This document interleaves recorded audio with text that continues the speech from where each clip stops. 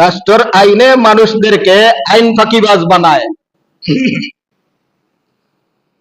বর্তমান বাংলাদেশের বিবাহর বয়সটা ধার্য করা হয়েছে, কিছুদিন আগে 18 বছর ছিল, এখন মেয়েদের জন্য বয়স হলো 18 বছর, ছেলেদের জন্য বয়স হলো 21 বছর।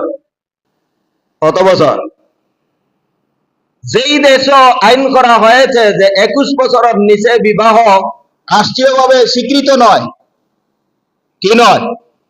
রাষ্ট্রীয়ভাবে স্বীকৃত নয়, ওই দেশে এমন কিছু কমিশনার আছে, এমন কিছু চেয়ারম্যান মেম্বার আছে, এমন কিছু মাতব্বর আছে যারা মতি মতি কথা কয়, এমন কিছু কাজী আছে ঘন্টার ভিতরে আপনারে এমন একটা জন্ম নিবন্ধন সনদ বানাইয়া দিতে পারে যে একবারে অনলাইন পর্যন্ত ঢাকা টু সিলেট সব কারে আপনি অরিজিনাল কি পাইবেন, জন্ম নিবন্ধন কার্ড পাইবেন। 3 বছর বয়স বাড়ানো আছে। কয় বছর? বিপদ কে পালাইছে? রাষ্ট্রীয় সাংবিধানিক আইনে আইন ফাঁকি দেওয়ার এক পথ। এটা কোন সময় করা হয়?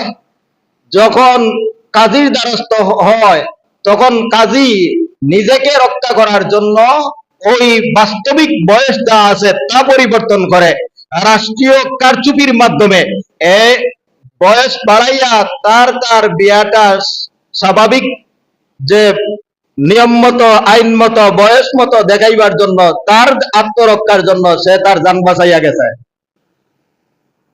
রাষ্ট্রের অনেক আইন বিকৃত হয়ে গেছে। 2 নম্বর পন্থা আছে কোন কোন এলাকার মধ্যে, এগুলারও ধার ধারে না, ধার না দাঁড়িয়ে মেয়ের বয়স আছে 15 বছর, ছেলের বয়স 17 বছর, এখন আর হুজুর একজন নিয়ে বিয়া ফলাইয়া রেজিস্টার করে নাই। কি করে নাই? জোরে বলেন।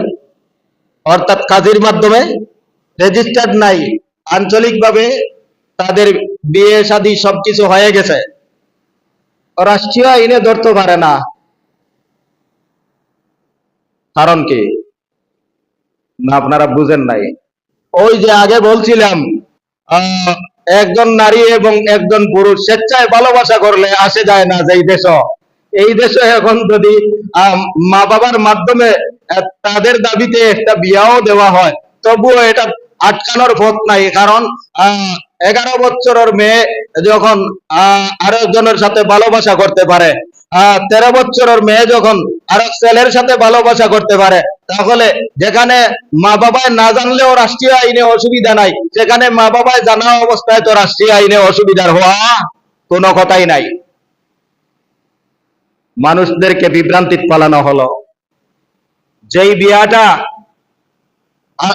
ইনদাল্লাহ বিয়া হয়ে গেছে, মা বাবা রাজি হইয়া 15 বছরের মেয়ে 16 বছরের ছেলের সাথে কাবিন ছাড়া, রেজিস্টার্ড ছাড়া, কাজী ছাড়া বিয়া দিয়া দিছে, বিয়া ইনদাল্লাহ হয়ে গেছে, বৈধতা সম্পূর্ণ আল্লাহর কাছে আছে, মা ইসলামের দৃষ্টিতেও আছে। কিন্তু রাষ্ট্রীয় আইনে যখন সমস্যা দেখা দিবে তখন মহা বিবাদ।